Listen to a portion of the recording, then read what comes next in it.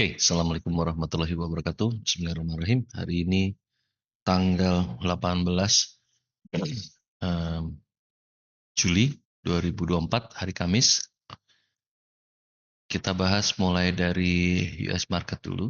Untuk IS, S&P, seperti yang saya sebutkan di awal minggu, bahwa jika market fail, trade di atas high-nya minggu lalu, maka akan terjadi correction. Dan ini di luar dugaan saya, koreksinya cukup cukup kencang, ya, dan itu terjadi sebelum em, market open.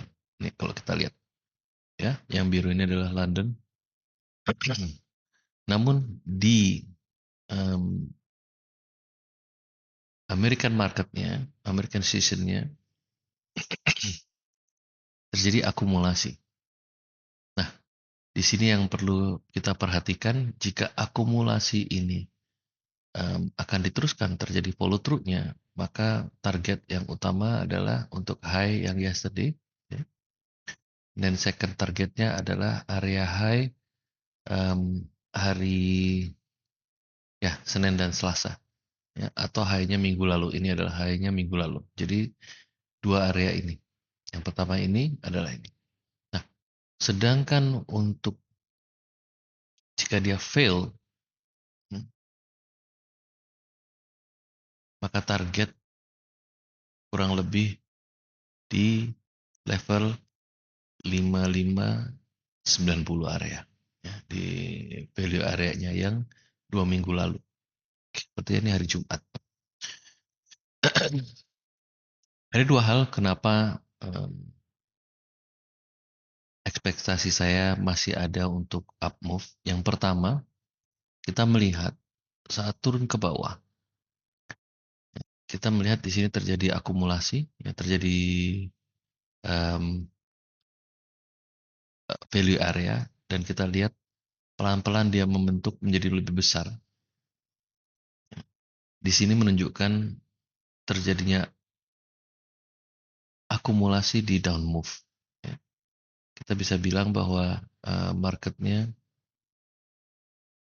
shortening, ya, shortening of the trust kalau kita lihat di sini. Nah, tentunya butuh follow up untuk buying. Jadi trade above range ini akan men-trigger untuk menuju ke high, atau anything di mid-nya dari value area ini. Jika ada akumulasi, jika ada buying respon, targetnya pun sama. Yang pertama adalah high-nya yesterday. Itu yang perlu kita perhatikan. Lalu alasan kedua adalah kalau kita lihat di Dow Jones. Dow Jones dia break high, dan tadi malam break high lagi. Cukup bagus. Walaupun value area-nya masih di bawah. Nah, potensi ada correction ada. Tapi kita lihat bahwa up move-nya cukup besar. Sehingga saya masih berharap IS untuk ada up move-nya, kita lihat perlahan-lahan saat dia menuju ke high dari yesterday. Lalu yang kedua, saya melihat juga dari DEX. DEX ada buying respon di value area sekitar 18.500. Ya. Buying respon yang cukup kuat jika dia trade above ini, dan kita lihat pre-marketnya sudah di above dari closingnya. Kita lihat nanti begitu opening ada aggressive buying, target saya adalah kurang lebih adalah dua value area ini. Dan jika agresif sampai ke atas, ke high level tanggal 12 Juli, saya akan banyak sekali confident di market, di IS untuk up move-nya. Kita lihat juga untuk bond. Bond masih berusaha untuk break high, namun di sini yang saya sebutkan waktu itu, ada imbalance, ada buying agresif di sini. Dan jika ini terjadi follow through, kemungkinan market buying di instrumen yang lebih aman, yaitu bond, ketimbang di risk yang lebih tinggi seperti saham. Nah, jika ini follow through ke atas, kita harus perhatikan, kalaupun ada up move-nya, kita perhatikan di mana terjadi likuidasi. Karena potensialnya uang itu pindah dari saham ke bond. Itu adalah analisa untuk US marketnya. Lalu kita masuk ke forex. Forex US dollar kemarin membuat akumulasi di bawah seperti ini. Dan closingnya near the low sebetulnya. Ya, below the mid dari value area. Pertanyaannya adalah apakah ini dia ada aggressive buying untuk menuju mid-nya yesterday atau minimum closing dari imbalance ini. Next target adalah untuk low-nya hari Senin. Namun, ini yang perlu diperhatikan. Jika fail untuk dia untuk ke atas, lalu extend ke bawah, kita bisa melihat euro untuk cukup kencang ke atas. Dan euro saat ini saya masih punya ekspektasi dia test the high-nya yesterday. Ya. Semalam sempat dibahas bahwa um,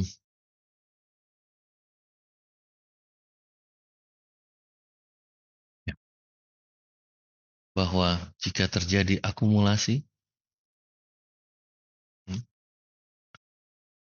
below yang price ini, targetnya adalah ke atas. Namun dia stall di area ini, tetap saya akan hunting untuk buyingnya jika Eropa nanti ada strong buyer. Level ini kita harapkan untuk tes. Yang pertama kembali lagi di level 9705. Dan nextnya adalah high-nya overnight yang kemarin. Oke. Dan jika ada buying yang kuat di euro, kita bisa blindly buying di sterling untuk minimum ke mid dari area yang kemarin, mungkin dari low value area di sini. Oke.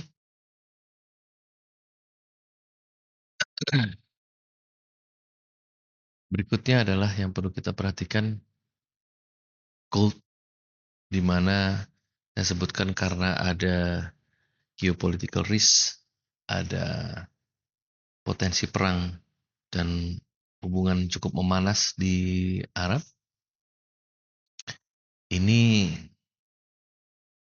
gold potensinya adalah alternatif dari bond, sehingga ekspektasi saya untuk gold naik ke atas masih tinggi. Dan ini terjadi, oke, ya. Semalam saya sampaikan bahwa terjadi rebound, namun di rebound sini selalu di sell, tiba lagi di sell, and nggak ada pembalinya. Namun terjadi akumulasi di bawah.